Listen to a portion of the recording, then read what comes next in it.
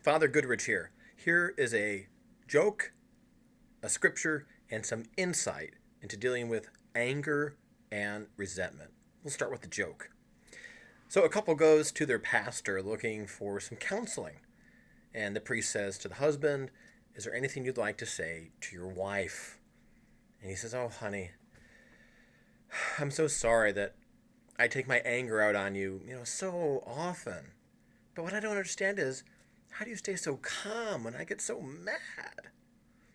And his wife said, "Well, whenever you get like that, I go and clean the toilet." "Clean the toilet," the husband said. "And that helps?" And the man's wife said, "Oh, yes, it helps. Because I use your toothbrush." Huh. Now, anger and resentment is often not a very funny topic. In fact, it's pretty serious. Jesus deals with it in a way that will take your breath away. Matthew chapter 5, verse 21, Jesus says, "You have heard that it was said, to those of ancient times, you shall not murder, and whoever murders shall be liable to judgment. But I say to you, if you are angry with a brother or sister, you will be liable to the council. And if you say you fool, you will be liable to the hell of fire." Whew. I don't know about you, but I'm starting to feel the burn, and not the kind from Vermont.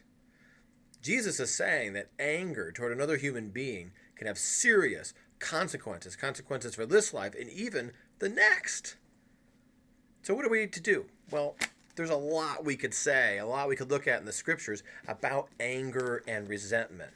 But let's just look at one insight. You make me so mad. Have you ever heard those words before? Have you ever said them?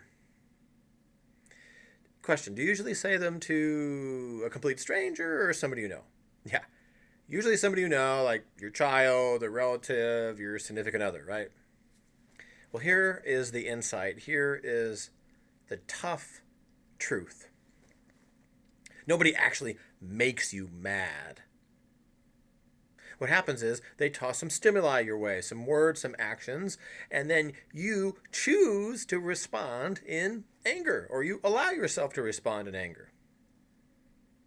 Now, okay, the reality actually might be that by this point, you've actually trained yourself, or were trained in an early age, to react to certain stimuli with anger. What you need to do is rewire that pattern. You need to rewrite your emotional consent form. And that's going to take a lot of prayer and practice. But you do have power over your anger. And with God's help and with God's people, you can find a new way of dealing with anger and resentment. Let that anger and resentment be transformed by God's love. And start dealing with your anger and resentment in a new way today.